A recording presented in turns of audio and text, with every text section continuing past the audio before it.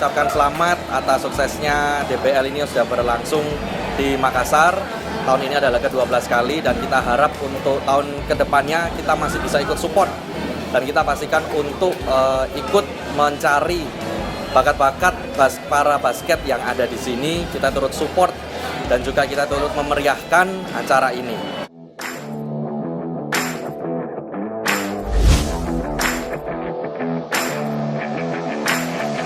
Honda